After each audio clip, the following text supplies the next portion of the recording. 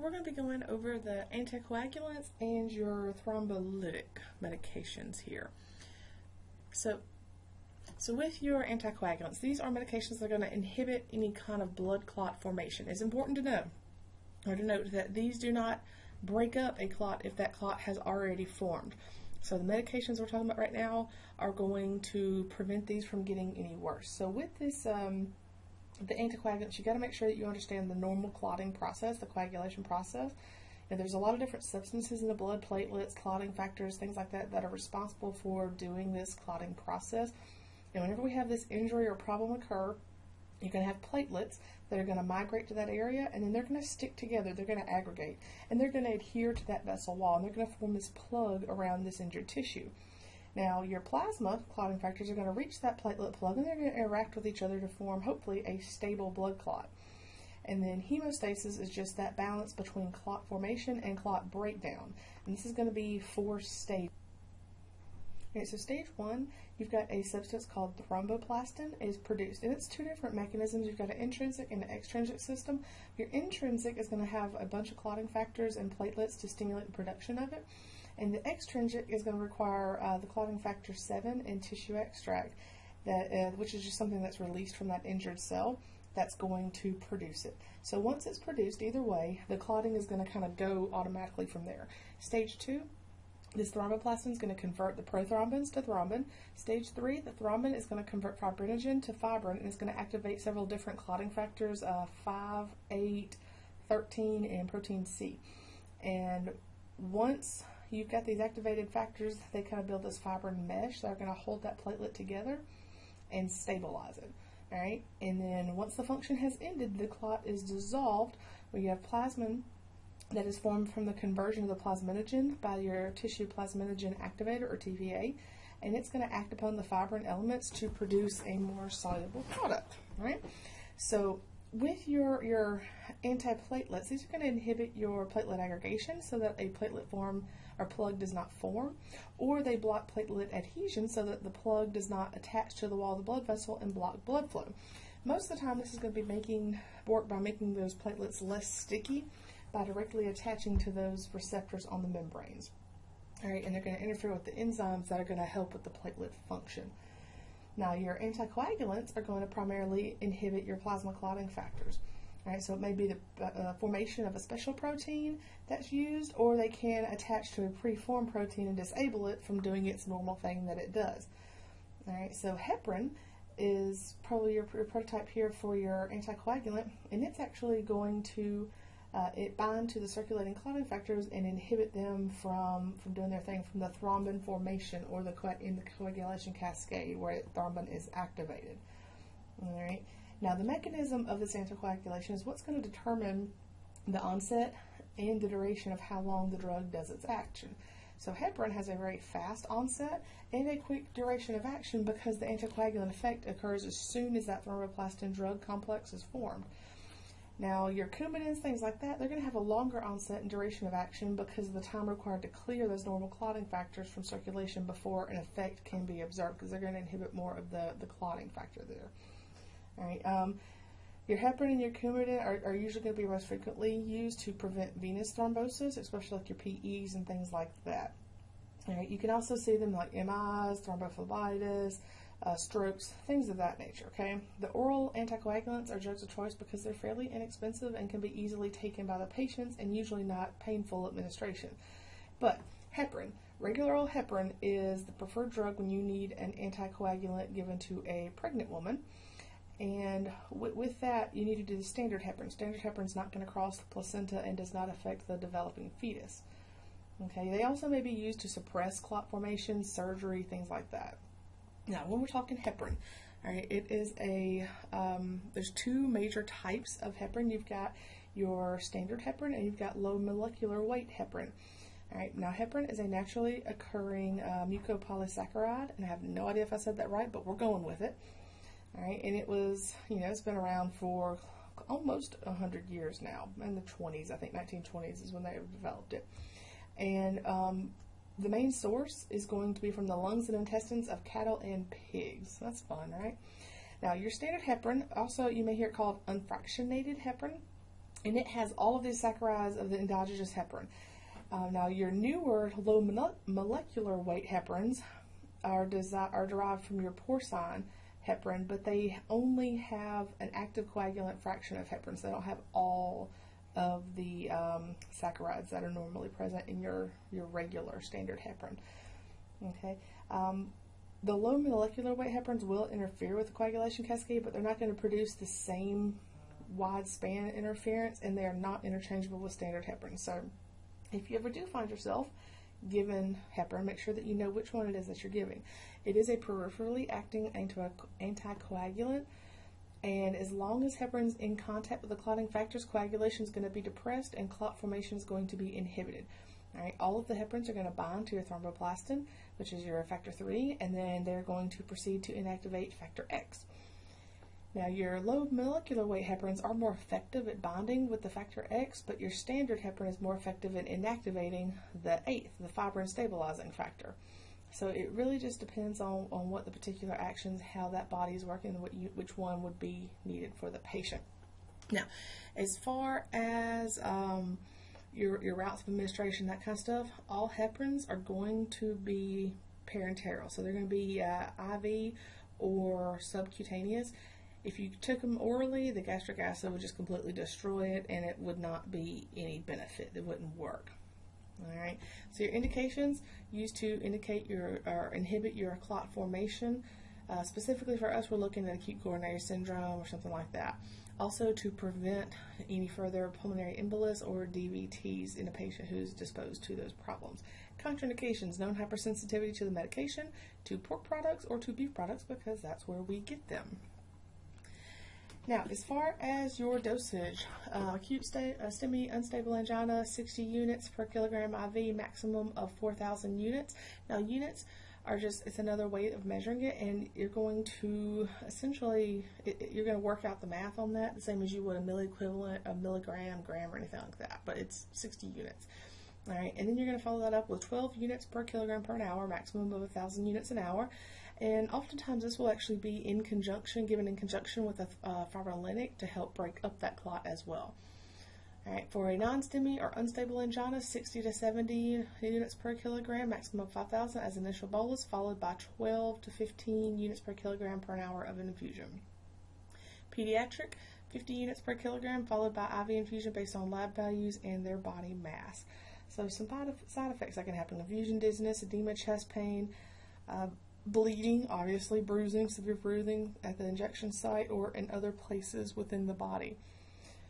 Right. Some adverse effects. The major problem is hemorrhage. At high levels, it can cause bleeding to actually occur, especially in the mucous membranes or open wounds. Right. If it happens in the GI membranes, you can have some pretty substantial drops in blood pressure and hematocrit, even if you don't see any external signs right away of that bleeding. All right, so we do not use this in any patient with active major bleeding or thrombocytopenia. We're going to be very careful any patient with an increased risk of bleeding or elderly. All right, we're also going to be careful with chronic alcoholism or any patient who has a history of anaphylaxis and during pregnancy. All right, your interactions, they may interact with your non-steroidal anti-inflammatories, your NSAIDs, warfarin, your antiplatelets. IV nitroglycerin can actually decrease your anticoagulation activity there, which is kind of opposite of what we're trying to do. So you want to make sure that you get a really good history and assessment of your patient before you're going to go giving any kind of heparin. Now, truth be told, pre-hospital setting, you're probably not going to give heparin in a pre-hospital setting, but you never know. Now, the one that you will almost certainly give in the pre-hospital setting, aspirin. And a lot of people don't think of aspirin in and of itself as a drug, but it absolutely is a drug and can cause some pretty substantial things to go on there. So with aspirin, it is a platelet aggregation inhibitor and an anti-inflammatory agent. Right now, with your antiplatelets here, these are usually going to be given orally, right, PO. And with this, it's in the enzyme pathway there, it's going to produce your thromboxane A2, and with this, that is going to cause the vessels to constrict and slow the blood flow, so the platelets have this opportunity to stick to each other and to the wall of the vessel, which if you're trying to clot is a good thing. If we don't want to clot, this is a bad thing. So what's going to happen here is this is actually going to kind of inhibit this A2 activity and keep that platelet plug from significantly blocking the blood flow and sticking together. So it's going to decrease the likelihood that that occurs. All right. Onset 5 to 30 minutes, so it's pretty fast. We want to make sure that we're getting them to chew it up and ingest it. Okay. Indications: new chest pain that makes us think ACS, and any signs or symptoms suggestive of recent stroke, as long as they meet the criteria for PO administration. Contraindications: known hypersensitivity.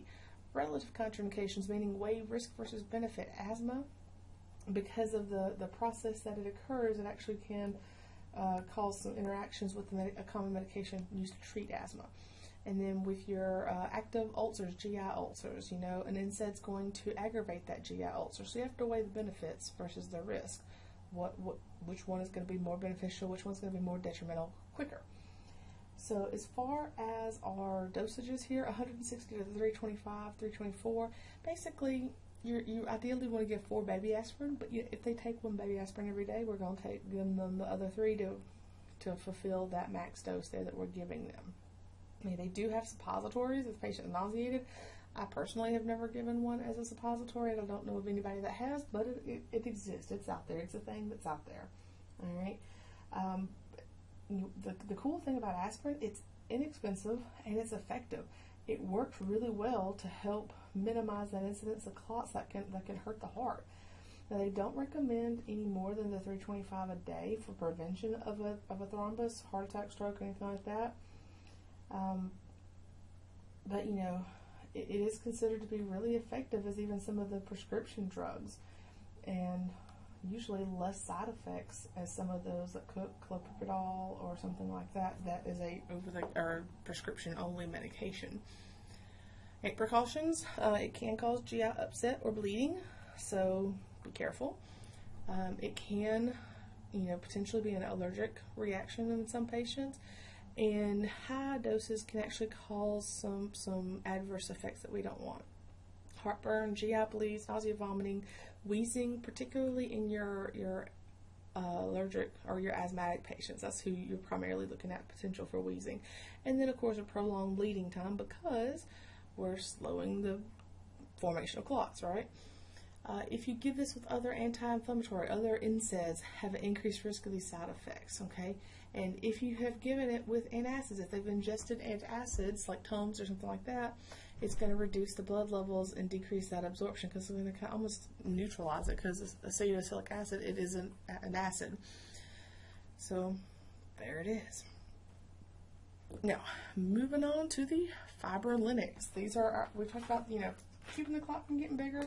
Now we're going to work on busting up that clot in and of itself. Now, when we are talking about fibrinolytics, okay, there's several ways that perfusion can be restored. Maybe they do percutaneous intervention, they go into angioplasty or bypass graft or something like that. But if not, or sometimes in conjunction with it, they will do something called a fibrinolytic. And what this is going to do is it's going to administer medication and help dissolve that blood clot in that artery, which usually in our case, you're usually referring to the MI. All right, so it's going to help actually remove that clot, start the breakdown of that clot that is causing the problems.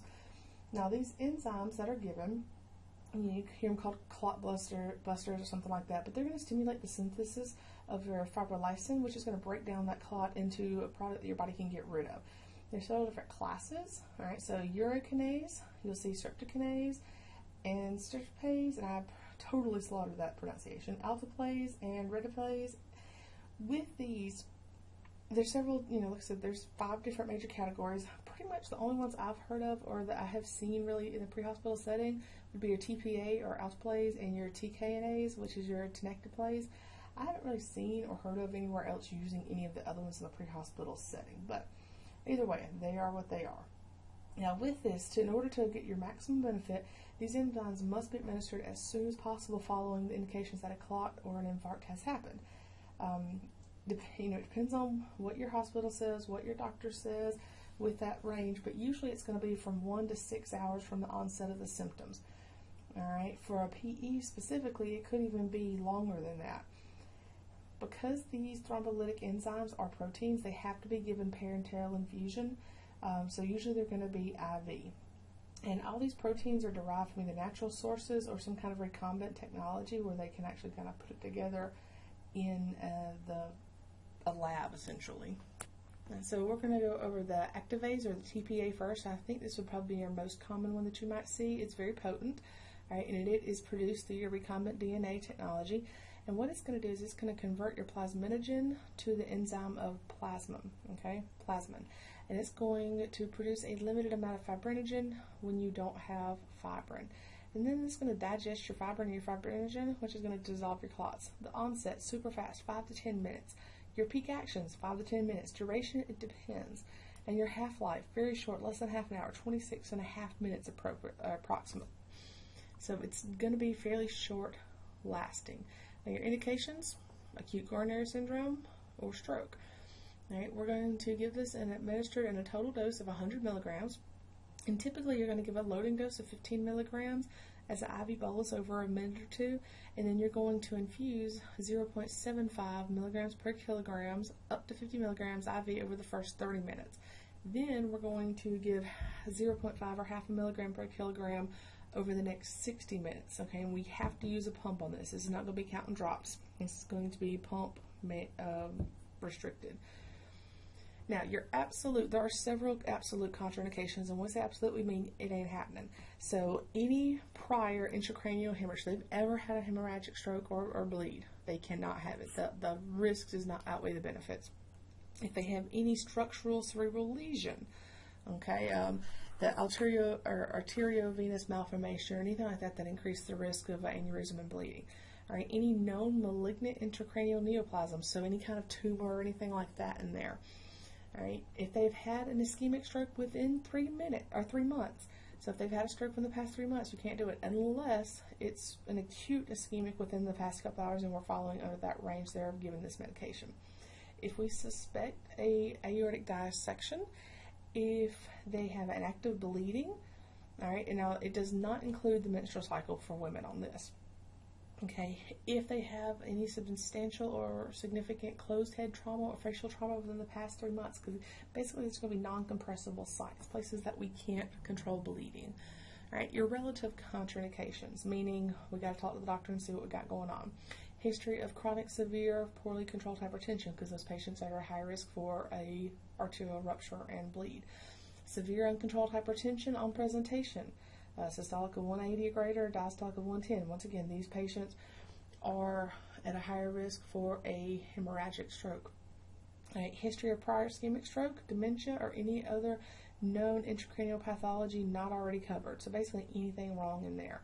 All right, recent, within a couple of weeks, bleeding, internal bleeding, or traumatic or prolonged CPR, or major surgery in the past few weeks, because those are all non-compressible sites. If they've had a non-compressible vascular puncture, can't do it. All right, if they've ever had with the streptokinase or anticoagulants, if they've ever had a prior exposure or a prior allergic reaction, it makes it more likely to have a problem with this. If they are pregnant, if they have an active peptic ulcer, or if they currently use anticoagulants, okay, you have a much higher risk of bleeding. Now, as far as your precautions, typically it seems like you can re-administer this one versus your streptokinase or your other one, where those have a much higher risk of allergic reactions. This one typically doesn't as much, but it can happen. All right, they may have some reperfusion dysrhythmia, so be ready. They may go through a wide range of funky beats afterwards. Your side effects, bleeding, of course, allergic reactions, anaphylaxis, fever, nausea, and vomiting are all possible. All right, like I said, if they're on some kind of anticoagulant, be very, very cautious. Now, as far as your TNKs, this is another enzyme. All right, it is a DNA recombinant, and with this, it's going to help stop basically inactivate the plasminogen to your plasma, and this is going to help degrade that stable clot there, break down that clot. Onset, super fast. All right, peak effects, duration, all fairly variable, depends, but still fairly short. And your half-life, super short there as well, 20 to 24 minutes. Now, your indications, of course, acute coronary syndrome, ACS, Your contraindications, well, we'll come back to that. Your dosages. So your dose, it is a single weight-based dose over 5 seconds, and it needs to be reconstituted with sterile water or saline. All right, so there's a chart there. I'm not going to read you the whole chart, but basically it depends on what their weight range is, how much you're going to give them.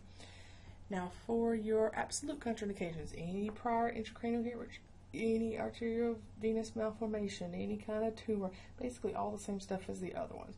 All right, your relative contraindications, same as the other ones. Nothing's changed here. All right, history of stroke, traumatic CPR, any major surgery, non-compressible sites, all the same stuff as before. Once again, this one seems to be a little bit safer with re-administration versus your streptokinase or the other one, but you still can have anaphylaxis and you can have some reperfusion dysrhythmias. Right. Interactions, there really aren't any in the pre-hospital setting.